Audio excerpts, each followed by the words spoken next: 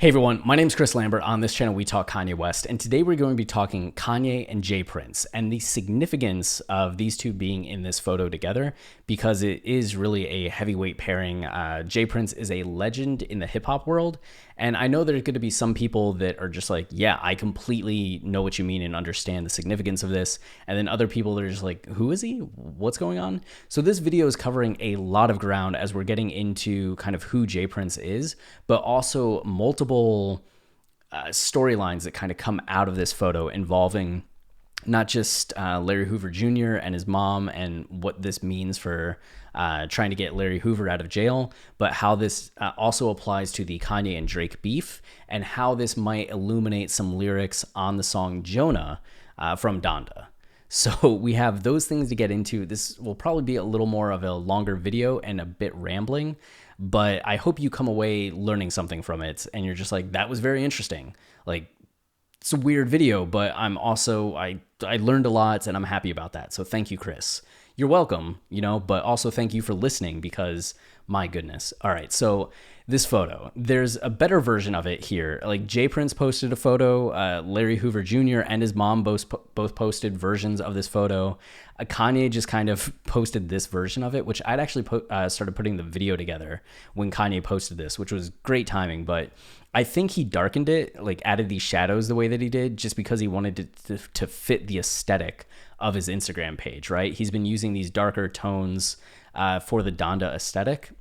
He's just like, I want to post this like to show support to everyone in the photo, but also at the same time, like I need it to fit the color palette. So I'm going to do what I need to, which is really funny to me. But J Prince, you can see here, this is the first level, right? Is in this quote or the first storyline, which if you fail to plan, you plan to fail. Good plans in the making to free our brother, Larry Hoover.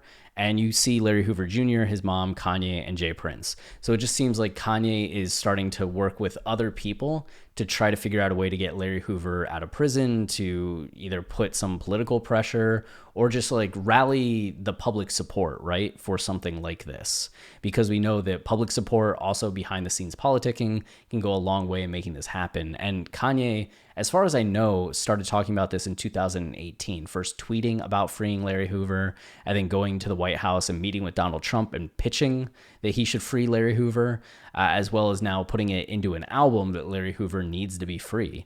And now he's collaborating with one of the other big names in the hip hop world, not as an artist, but as like a mover and a shaker in the industry to get this done. So we'll see what happens. Like J Prince posted to be continued down here. So I'm sure we'll be seeing updates and of course we'll make videos on that. But the second part of this post that is very relevant and has the other storyline happening is he says that to free our brother Larry Hoover with the support of Drake and Kanye. Champagne Poppy is Drake's Instagram handle. So it's Larry Hoover saying that like Drake and Kanye are going to work together on this, which if you don't know anything about J Prince, you're just like, why would he be saying anything about Drake and Kanye working together? Doesn't he know that they're beefing? Where if you do know things about J Prince, you're probably going, oh, that means that J Prince just squashed this beef, right? Like it's over. The beef is done. These two now have to be cool with each other. And yeah, that's essentially what's being said, right? And if you're just like, are you sure that's what it means? Like, why does it mean that? We're going to get into that. First, we'll get into a story of why you need to take what J Prince says seriously. Not just like the literal things of what he says, but the implications of what he says. And then we're going to get into J Prince and Drake's background, and then into the Jonah lyrics, and then more into just J Prince. So that's the layout for this video. So first, this story, which is going to be fun for people that already know about J Prince and illuminating for those of you that don't know. So here is June 4th, 2018, which happens to be the date that J Prince squashed the Drake and Kanye and Pusha T beef back in 2018. Like J Prince was the one that said, nobody is responding to anybody anymore. This ends. And it did until 2021. But for a few years, everybody was on their best behavior because J Prince told them to be. So Roy Wood Jr. here, hearing about this, actually put this thread together because he's just like, oh, people need to know about J Prince. So here, in Houston in 2006, I tried to prank call J Prince. CEO of Rap-A-Lot Records. And Rap-A-Lot is known for establishing kind of that dirty South hip hop sound that was so huge in the late 80s and throughout the 90s. And we're also going to see how Mike Dean was part of that as well. Like Mike Dean got started in hip hop through Rap-A-Lot, right? So that's also one of the connections between Kanye and J Prince is like Kanye and Mike Dean are a legendary duo, but Mike Dean goes back to his hip hop career starting with J Prince and developing with J Prince. But here, okay. In Houston in 2006, I tried to prank call J Prince, CEO of Rap-A-Lot Records.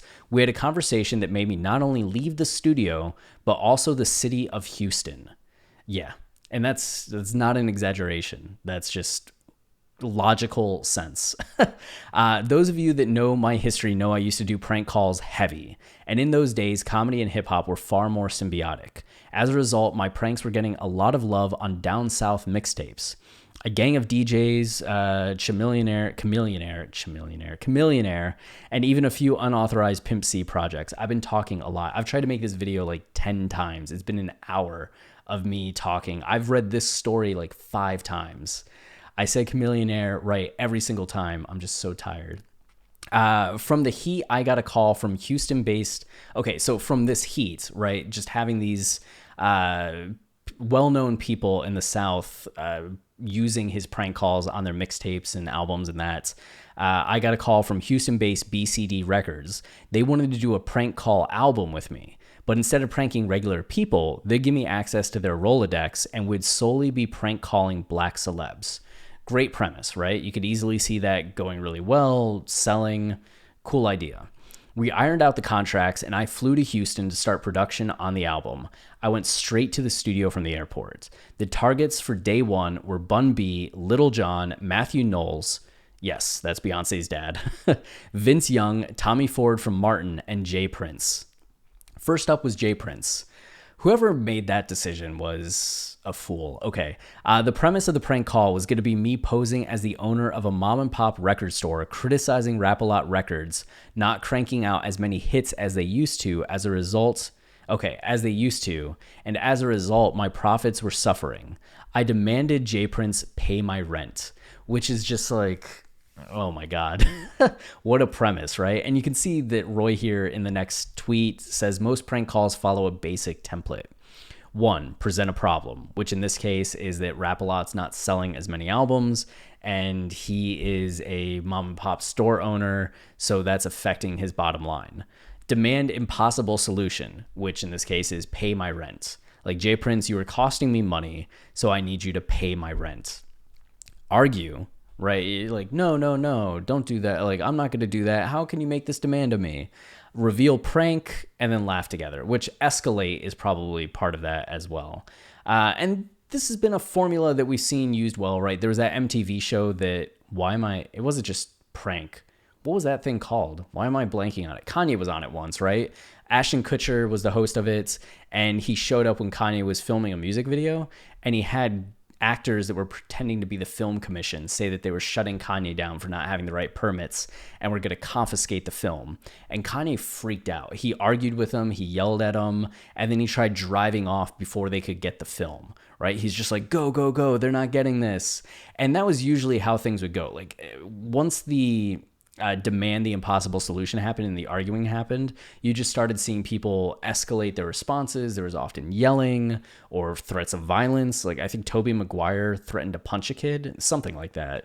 But it's a good format. It works well. But J Prince answered the phone and I laid into him.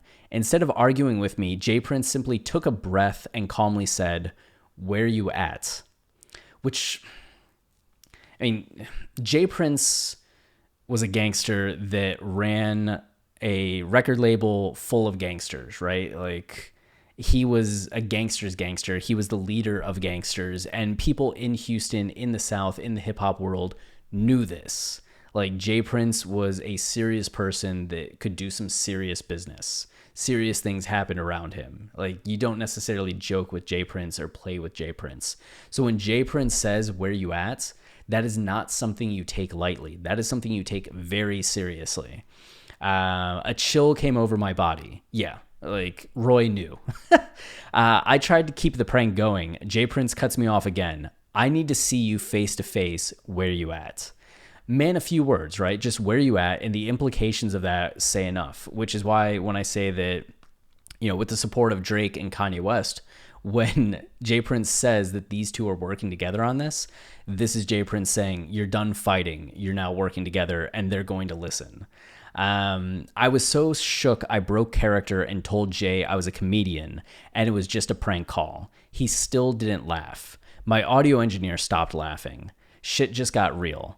It was so awkward at this point, my producer jumped on the phone to try and save me. My producer said, "Hey, Jay, it's Lucas," which Roy says he changed the name of the producer. "I'm in here with Roy. We were just trying to have a laugh."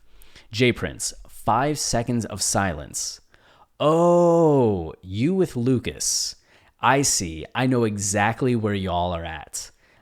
To driver, "Hey, man, turn the car around." Jay Prince hangs up. Right, like, you have Jay Prince saying, "Where you at?" and then saying, "Oh, I know exactly where you're at. Turn the car around." Man, so Roy's next tweet is, "Even in the sky, I didn't feel safe." So this is what he means. Like, he made this prank call, heard that Jay Prince was going to come by the studio, and immediately just left. Like, maybe he is taking some comedic license and saying, like, a couple days later when I left, I was nervous, but it would not surprise me in the least that he actually just, like, left. Like, I'm going to leave right now and not wait to see if Jay Prince is coming back to the studio, which is what he said. We had a conversation that made me not only leave the studio, but also the city of Houston. So I'm guessing that's what happened. Like, immediately hearing that Jay Prince was going, the people around him and him were just like, all right, go, like, get out of here. Like, you can't be here and have him find you. So even in the sky, I didn't feel safe. I felt like Jay Prince was going to slide out of the overhead bin and be like, "Yeah, man, where you at?" Even now, 12 years later, I'm still convinced Jay Prince will run up on me at Rite Aid. "I see you getting them pills. Where you at?" Just asking where you at, haunted by that question, right? I'm willing to bet in his entire life, now this is Roy saying this is not me saying this, Jay Prince has only laughed a total of 5 times, and 4 of them were Bernie Mac related. He's about his business. Jay Prince could look at lava and say, "Hey, why you keep burning everything?" The lava would crawl back inside the volcano. That's the reputation that Jay Prince has. You have people out here saying that if Jay Prince questioned why lava was burning things, that the lava would go back inside the volcano. Man, Jay Prince prank call template. 1, present a problem. 2, demand a possible solution. 3, apologize profusely. 4, leave town. 5, pray he confused you with Roy Jones Jr. Since it's Roy Wood Jr. I like that. Jay is respected at every level of the game, from janitors to A&Rs to CEOs. He's always made moves that made hip-hop better. His intervening, which in the Drake and Kanye situation, is no different. Say what you want about Drake not clapping back at Pusha T, but if Jay Prince says beef is dead, it's dead. No one will cross that line. And Roy concludes this by tweeting, "Jay Prince's memoir drops June 22nd. Go ahead and pre-order that joint." And post the Amazon picture of The Art of Science and Respect, which was Jay Prince's book, or is Jay Prince's book, which, I have the Amazon link here as well. If you want it, it will be down in the description. It just seems like the respectful thing to do when you're talking about Jay Prince. Like, Roy knows what moves to make right now, and I am just going to follow suit. So here we have this article that gives us some context, right, of the reputation that Jay Prince has, the seriousness of Jay Prince, and kind of contextualizes him a little bit. But then what does that have to do with Drake? So June 4th, 2018, right? We're still on this day. That's the same day that Roy posted all of this, and it was in response to, like, Jay Prince squashing this beef. So fans hoping for Drake to respond to Pusha T diss track The Story of Adidon shouldn't hold their breath because the Canadian rapper won't be retaliating. Over the weekend, the rapper's beef was laid to rest after Rap-A-Lot Records CEO James J. Prince told Drake not to respond. During an interview with Maryland's DTLR radio on Saturday, Prince said he spoke with Drake and instructed him to let the rap dispute die. "I made an OG call to Drake this morning." Note that language. I made an OG call to Drake to tell him, "I don't want you to respond to this. I call it a pig pen mentality. We got to put this to bed because we can't get in the pig pen with pigs, because pigs turn into hogs and then hogs get slaughtered. That's not his character. We ain't worked this hard to cheat ourselves over nothing. Which the idea being that the beef was escalating, right? Pusha called out the fact that Drake had a kid. So what's Pusha going to do? We were told, and it was Prince himself that talked about this, that Drake had a career-ending diss for Kanye. Something that was going to be so mind-blowing that it was going to cause people to like turn on Kanye, hate Kanye. It was some like huge thing. But Prince was saying in the aftermath of doing that, you're the person that did that. And there's going to be blowback on you. It's going to tarnish you as well because you were the one in the pig pen, right? Like there's going to be mud on you. So just don't do it. Avoid it. It's not worth it. It's not worth damaging like your marketability. It's not worth damaging people's perception of you. So he put an end to it. And we're going to like get into another version of this as well. But this was one thing that J Prince said about it, but here we have a little bit more of the background. A hip-hop veteran and boxing promoter from Houston, Prince established Rap-A-Lot back in 1987. He has worked with dozens of artists over the years and is responsible for launching the careers of rap heroes like Ghetto Boys, Zero, Devin the Dude, Do or Die, Pimp C, and Bun B of UGK, both of whom released solo albums under the label, and Big Mike. Prince became one of Drake's longtime mentors after his son, Josh Prince, discovered the Toronto native on MySpace in 2006. So you have Jay Prince's son discovering Drake on MySpace, talking about it to his dad, and Jay Prince just starting to mentor Drake, which we know that Drake's first mixtape was what, 2008, 2009? And then Drake's first album was 2010. So this was ahead of the curve. And as the article goes on to say, Josh Prince introduced Drake to Lil Wayne and the Cash Money Records team, which eventually led to Drake signing with the music label. So I think a lot of people tend to think that Lil Wayne was the one that like found Drake, brought him in, built him up. And that's true that Wayne had a huge amount to do with Drake's career and success, but it was actually like Jay Prince and Jay Prince's son that made that happen, that made the introduction. So when you think about Drake's OG, it's not just Wayne. Like the true OG to Drake is Jay Prince. According to Jay Prince, Pusha broke a code with his disrespectful track, so that just kind of goes back into the beef. And this is kind of interesting as well, just as a tidbit. When it comes to rap beef, Jay Prince is well versed. Back in May, he revealed he warned Diddy and Notorious B.I.G. there was a revenge hit on the rapper's head shortly before Biggie was killed in 1997. A TMZ report said Jay Prince didn't know who was plotting the Brooklyn rapper's murder, but he heard enough whispers on the streets and felt compelled to warn them. Jay Prince said he visited the men on the set of Biggie's Hypnotize music video in Los Angeles and told them of his concerns. 2 weeks later, Biggie was killed. Man. So that's some heavy stuff. But this language, I made an OG call to Drake this morning to tell him I don't want you to respond to this. When we look at Jonah specifically, Jonah's getting into a lot of like street beef and the violence that comes from that, the way things can escalate. So in Vori's verse, he talks about what's going on in the streets and having distance from that, right? So Mandem, which is slang for group of friends, hit me up like some guy just got hit up on your block. You can rest assured it's not us. So they're reaching out like on the street, like where you're from, like somebody just got hit up and he's like, that's not us. Cause we've been out here wave catching waves. They say we ain't seen you on the block because I've been out the way, which is just reiterating, right? Like first they're saying someone got hit up on your block and then they're like, hey, wait, we haven't seen you on the block. And that's because Vori's disassociated.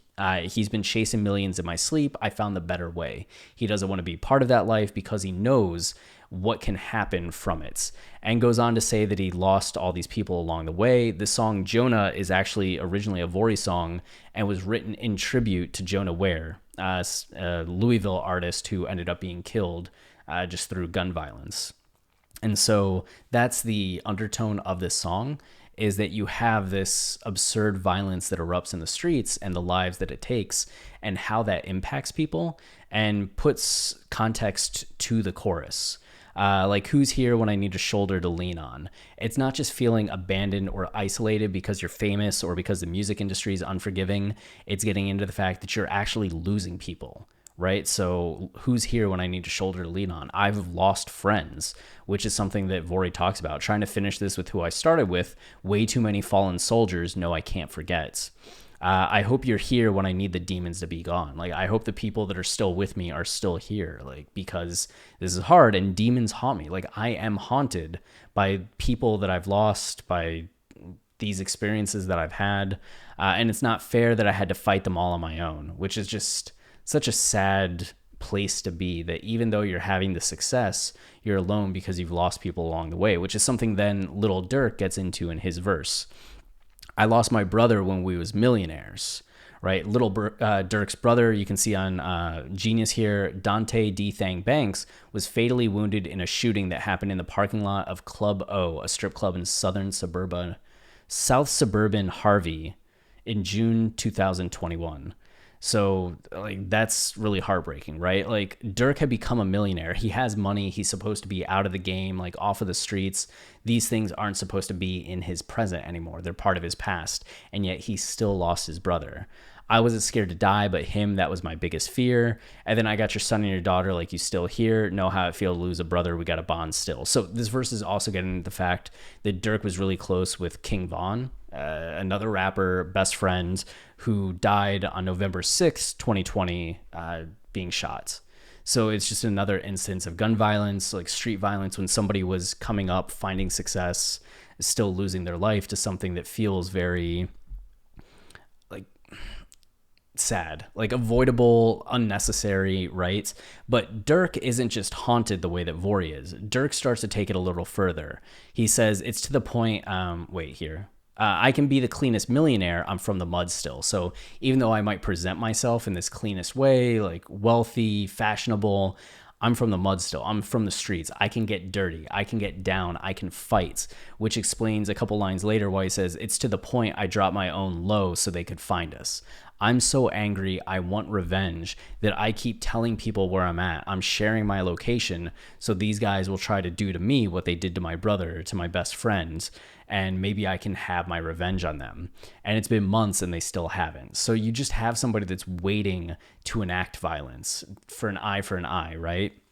And then Kanye comes through and starts his verse with "Smoke a op pack ain't funny like that," which is getting at slang of people celebrating over the death of a rival or opponent, which started in the streets when somebody would get rid of somebody from a rival gang, and then they would smoke a joint and name it after the person that they killed, right? So I'm smoking like an op pack, or maybe just like a cigarette, something. And now it's become like a social media meme. I see people on Twitter using it all the time after people that they've ratioed or had fights with that got canceled or like suspended or deactivated. It's weird how it's something so serious and related to something serious that now has become kind of a social media meme. But Kanye's saying like, it's not funny to do this kind of thing. Not only to like smoke this joint because you murdered somebody, but you're not supposed to just like murder someone. Like, don't do that. This isn't funny. This isn't something to celebrate. This is something serious. And he says, it get ugly like that, can't get no money like that, which is kind of what J Prince was saying, right? Like, you don't want to get in the pig pen because that can affect business. It can ruin things. And Kanye's saying, like, it's not funny to try to ruin your opponents in this way. Like, no one can get money. And it's not just like the gun violence on the streets, but the actual like beefs and tensions that people have in the hip hop world. And then Kanye says, Holy Father, please let me step in. Like, Kanye wants to try to stop people like Lil Durk from going down this path. He wants to stop people like Vori from having to feel this pain of being a survivor when you've lost people around you. Can't talk to Buddy like that. It get bloody like that. So now Kanye is just kind of playing the J Prince role, right? In the sense of, you know, don't say those things. If you do, it's going to get bloody. Like, things will escalate. A whole lot of steppers and they step in. Step in is slang for somebody that will shoot, somebody that will pull the trigger, and they will step, right? And they sunny like that, and they come in right back. Sunny meaning that they are like the sun and keep going round and around, right? They're there without fail. And when you go on tour, bet you check in. Yeah, so when we did our episode explain like the full lyrical analysis of this, if you follow our podcast, we speculated that this might be about Drake and that there are lines that might be about J Prince. And at the time, it was just kind of a theory, a hypothesis based on Kanye saying, me and your big homie go back, and homie don't rap, you don't know me like that. This idea of like the big homie, right? Your OG, your big bro. who's somebody that doesn't rap. And it's like, could he be talking about J Prince? We know that Kanye on Okay Okay shouts out Drake, like has like disses towards Drake. We know that on Pure Souls, he kind of has disses towards Drake as well. Is this another time on the album? We all know about Life of the Party too, but is this another time where he's referring to Drake? So he's saying, and when you're on tour, bet you check in the sense that when Drake is going on tour through America, I bet he checks in with me to make sure things are okay, because my guy's back to work. It's a Monday like that. I have people that could go after Drake, that could cause problems for Drake when he's in like the cities that I'm popular in. Right. So it's like, yeah, Drake is going to be cool with me and check in when he's going on tour. So just you wait and see, because you don't want to be looking over your shoulder because we have beef. And when you text, change the beginning of every word, you will speak to me with only no cap. So he's telling Drake to respect him, you know, treat me in the way that I need to be treated. And then follows that up with me and your big homie go back, which in this case would be J Prince. Like, I've known J Prince for a while. He's your big homie. We go back. And homie don't rap. You don't know me like that. So like, that's why it's clarifying or modifying, right? Like, your big homie don't rap. It's not Wayne. Wayne's your big homie that raps, but I'm talking about your big homie that don't rap, which J Prince is the CEO of Rap A Lot Records, but he's not a rapper himself. And you don't know me like that. Like, you don't know the connections I have. You don't know the people I know, Drake. Like, you know, you need to show me a bit more respect than what you've been showing me recently. So even though Kanye's talking about like squashing things and being cool with people, he's also still kind of posturing and saying like, no, you need to respect me because things could get serious if I wanted them to. I don't want them to, but they could. And plus, I know you're big homie. Like, you don't want to go the places that you're going with this. So I think Kanye being with J Prince, it just kind of confirms the idea that Kanye and J Prince do go back. They are closer than what people would think, would know. And it's Kanye kind of reminding Drake of that, which here, just a few days later in 2018, right? June 6th, 2018. The previous articles we had talked about were from June 4th. 2 days later, Prince does another interview. And we have this XXL article. J Prince reveals Kanye West called him to end the Drake and Pusha T beef. So here, appearing on Ebro in the Morning on Tuesday, J Prince was asked about his role in the feud and revealed how Kanye made a call to him to squash the beef. This is something Kanye didn't want, J Prince said. He called me. He let me know I'm a family man. I don't want this. So yeah. Kanye not only, like, it wasn't Kanye calling Pusha T and calling Drake and being like, hey, we're done with this, let bygones be bygones. It was Kanye reaching out to Drake's OG, to Drake's big homie, and saying like, hey, can you squash this for us? Because I don't want to be involved in this and it's going too far. And J Prince did. I think it's Kanye here on Jonah kind of saying the same thing. Like, you need to treat me with respect because I know J Prince, and you know, I'm either going to get permission to go after you in a way that you're not happy about, or he's going to tell you to knock it off because J Prince and I are cool and he respects me and you should respect me because you respect him. So Kanye hinted at the Drake and Pusha T beef being over when he tweeted on June 2nd, I've never been about beef. I'm about love. Lines were crossed and it's not good for anyone. So this is dead now. But according to J Prince, Yeezy's phone call to him came before the tweet was sent. So it's like Kanye tweeted this thing that sounded very authoritative and like he was taking control of the situation. And he did. Like, he stepped up to make sure things didn't go further. But at the same time, he was also looking to J Prince, which if this in any way, I'm only bringing this up to further illustrate the way in which people respect J Prince and the clout he carries. That Kanye, even being the legend that he is, wasn't like, his word wasn't enough to get Pusha and Drake to stop. He went up to somebody that has even more clout than he does in this world, which is J Prince. So we have that. So then this gets us to a little bit more about J Prince and then we're almost done, I promise. So I have this, behind every famous musician is a lot of other people making that magic happen. For Drake and many others, one of those people is James J. Prince, the founder and CEO of Rap A Lot Records, who, along with his son Josh Prince, is thought of as a driving force behind the rapper's success, Drake specifically. Earlier this year, Prince penned his memoir, The Art and Science of Respect. With the In My Feelings rapper, you always love when they say that, writing the foreword. The famed promoter and boxing manager sat down exclusively with E.T. to discuss his book, his rise from the ghetto, and his illustrious career in the music industry. Prince is an extremely private man and considered by many to be the godfather of the rap music industry, as he influenced musicians like Jay-Z, Chance the Rapper, and Kendrick Lamar. What a diverse group to go from Jay to Chance to Kendrick. In addition to boxer Floyd Mayweather, who Prince managed as the first client of his 18-year-old management firm, Prince Boxing. So that's like that's the whole reason I have this, was because Jay Prince, in the middle of doing Rap-A-Lot Records and kind of being this like head gangster of this label in down south, starts a boxing management firm, and his first client is Floyd Mayweather, who is considered by many to be the greatest boxer of all time, definitely the greatest light heavyweights of all time.